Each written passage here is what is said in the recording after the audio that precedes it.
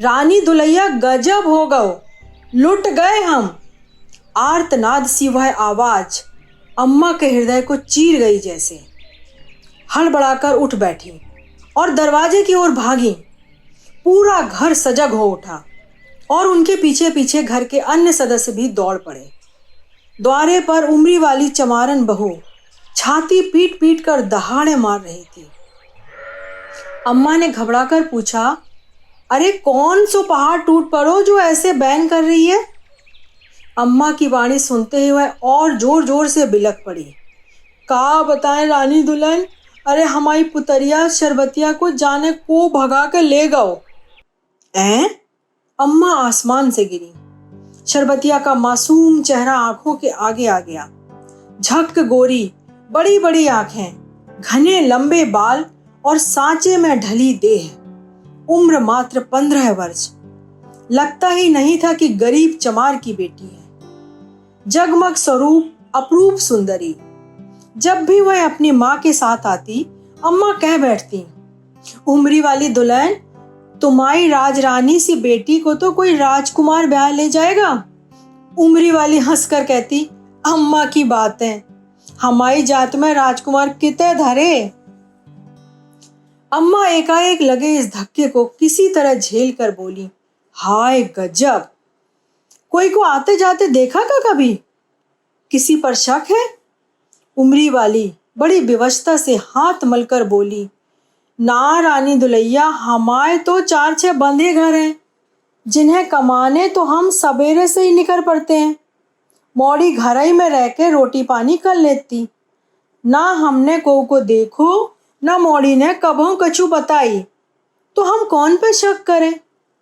उम्री वाली का ढोर डंगरों की सार साफ करना और गोबर इकट्ठा करके कंडे उपले थापने का काम था, जिसकी एवज में फसल आने पर 2 बोरा गेहूं के और 1 जोड़ा धोती के मिल जाते थे। तीज त्योहार पर पावना परोसा, घर में कोई मंगल कारज होने पर इनाम इकराम अलग से। बंधे बंधाए पुश्तैनी किसान, पट्टा लिखा हो जैसे एकदम पक्का काम। कोई दूसरा उनके घरों को हाथ नहीं लगा सकता। जब से कल्लू चमार टीवी से मरे, बेचारी विधवा उम्री वाली बड़ी हिम्मत से बाल बच्चे पाल रही है। अम्मा विस्मय में डूबी बैठी की बैठी रह गई थी। फिर जैसे चेतना जागृत हुई, अरे पुलिस में रिपोर्ट करी कि नहीं तुमने? अब्बे नहीं अम्मा, हम तो सब तरफ ढूंढ के इतना ही आ गए, फौरन रिपोर्ट होनी चाहिए। कहती हुई अम्मा ने अपने बड़े बेटे को बुलाया। सारी बात समझाते हुए ताकीद दी कि उम्री वाली को साथ ले जाओ और थाने में रिपोर्ट दर्ज करा दो। हो सकता है अभी मौड़ी गांव से ना निकली हो, जल्दी करो, फौरन से पेशतर। रिपोर्ट दर्ज हुई। संभावित स्थलों पर पुलिस ने दबिश दी, पर नतीजा कुछ नहीं निकला। शरबतिया का कुछ भी पता नहीं चला। उम्री वाली की आंखें रो रो कर सूख चली।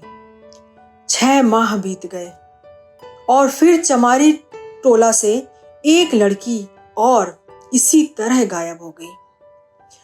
वैसा ही घटनाक्रम, किसी को कानो कान खबर नहीं। पुलिस जांच पड़ताल कर थक हार कर प्रकरण को ठंडे बस्ते में डाल चुप बैठ गई। लेकिन यह नामुराद सिलसिला थमने का नाम नहीं ले रहा था। महीने 2-4 महीने में किसी न किसी मोहल्ले की बेटियां इसी तरह गायब होने लगी। बेटियों के साथ साथ घर के बाहर खेलते छोटे छोटे बालक भी यदा कदा गायब हो जाते।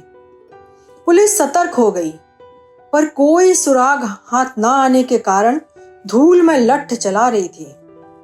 निचली बस्तियों के सारे लोग चौकन्ने हो उठे। एक तो वैसे ही श्रम साध्य जीवन, अनवरत संघर्ष, एक दिन भी काम पर ना जाएं तो घर में चूल्हा ना जले। ऊपर से यह भारी मुसीबत आ गई, कहां ले जाएं अपने बच्चों को, छुपा ले? हर रहवासी के मन में यही यक्ष प्रश्न उमड़ घुमड़ रहा था। गहन चिंताग्रस्त लोगों ने पंचायत बिठाई और पंचायत में सभी के सलाह मशवरे पर सुरक्षा समितियां बनाने का निर्णय लिया गया। बारी बारी से लोग पहरा देने लगे, पर सारी मेहनत और सतर्कता व्यर्थ सिद्ध हो रही थी। तभी एक दिन काछी टोला के एक रहवासी ने अपने पड़ोसी की बेटी को गांव के ही एक बामन के लड़के से बात करते देखा। फिर यह सोचकर अनदेखा कर दिया कि गांव का ही तो लड़का है, पूछ रहा होगा कुछ या कोई काम होगा। पर उसके मन में कुछ शंका सी घर कर गई, तो सब काम धाम छोड़कर पहरेदारी में जुट गया। आधी रात को लड़की घर से निकली, वह आदमी भी दबे कदमों से पीछे लग गया। मोड़ पर वही लड़का खड़ा था, दोनों साथ हो लिए। तो यह है माजरा, घर का भेदी लंका डा रहा है। उसने दौड़कर सारे मोहल्ले को जगाया। सब दौड़ पड़े और बस स्टैंड पर दोनों को रंगे हाथों पकड़ लिया। सबसे पहले तो बामन के उस लड़के की जमकर धुनाई की, फिर पुलिस के हवाले कर दिया। अधमरे लड़के की गर्दन जब दरोगा जी ने पकड़ी तो उसके रहे सहे सारे देवता कूच कर गए। बता साले कुकर्मी, कहाँ गायब की इतनी लड़कियां? मरता क्या ना करता बामन तोते सा बोलने लगा। हमारा तो काम बस इतना ही है दरोगा जी कि किसी तरह लोभ लालच कर देकर इन लड़कियों को फंसा लें और शहर के ठिकाने तक पहुंचा दें और बदले में रकम ले लें। हमें नहीं पता कि वे इन लड़कियों का क्या करते हैं, कहाँ बेचते हैं। दरोगा जी ने उसके पुट्ठे पर एक और लात कस के जमाई और कहा, बता उनके ठिकाने का पता और अपने सारे साथियों के नाम भी उगल दे। और अब देख बेटा कैसे एक एक को हम सही ठिकाने पर पहुंचाते हैं। कहते हुए लड़के को सामने खड़े सिपाहियों की तरफ धकेला और सिपाहियों ने बला की फुर्ती से बाज की तरह झपट्टा मारकर लड़के को दबोच लिया और जीप में लाद कर ले गए। पुलिस की कार्रवाई शुरू हो गई। दरोगा जी ने पहले रिमांड में रखकर सारी पुख्ता जानकारी कर लेना चाहते थे ताकि कोर्ट में पेश करने पर केस कमजोर ना हो पाए। इधर गुपचुप रूप से शहर के ठिकाने पर धावा बोलने की तैयारी कर ली गई और जब शहर के उस ठिकाने पर छापा डालने पुलिस गई तो वहां कुछ नहीं हाथ लगा, सिवाय एक 80 साल के बुढ़े के जो बार बार पूछने पर बस एक ही उत्तर दे रहा था कि हम तो इस बंगले के चौकीदार हैं, यहाँ कभी कोई नहीं आता जाता। यहाँ तक कि हमारे मालिक भी बहुत समय से नहीं आए जो विदेश में रहते हैं। पुलिस हैरान परेशान, करे तो क्या करे। मानव तस्करी का यह जाल देश से विदेश तक इतने भयंकर और संगठित रूप से फैला है कि पता चल पाना बड़ा दुष्कर है। छोटे लड़कों को अपंग बनाकर भीख मंगवाना और लड़कियों को देह व्यापार में ढकेलना या खाड़ी के देशों में बेचने जैसे अमानवीय धंधे ऐन प्रशासन की नाक के नीचे फल फूल रहे हैं। लाख कोशिश करने पर भी छुटपुट पकड़ धकड़ के अलावा पुलिस कुछ नहीं कर पा रही थी।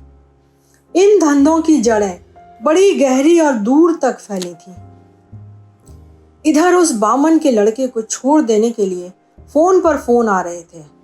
बेचारे निर्दोष को फंसाया जा रहा है, गरीब बामन है, कोई ना मिला तो इस बेचारे की बलि चढ़ाई जा रही है। पेपरबाजी अपने चरम पर थी।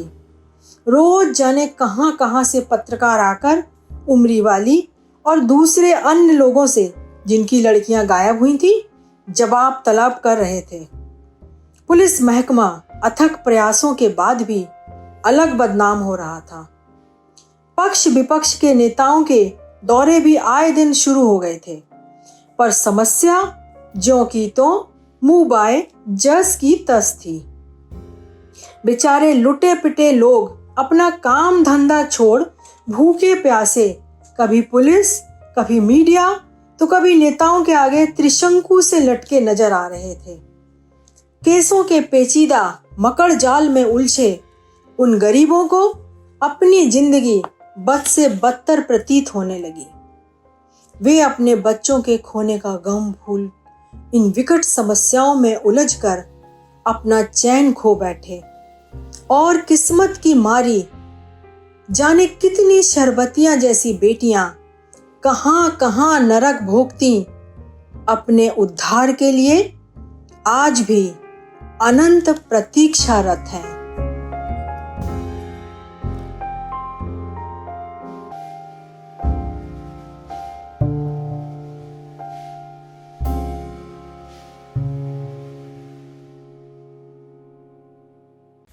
दोस्तों, ये कहानी थी भोपाल की वरिष्ठ कवित्री कांति शुक्ला की लिखी एक कहानी संग्रह अनुरक्त विरक्त से। ये कहानी संग्रह 2018 में प्रकाशित हुआ था। कहानी का शीर्षक था अनंत और सुना रही थी आपकी दीप्ति मिश्रा। उम्मीद करती हूँ आपको कहानी पसंद आई होगी। धन्यवाद।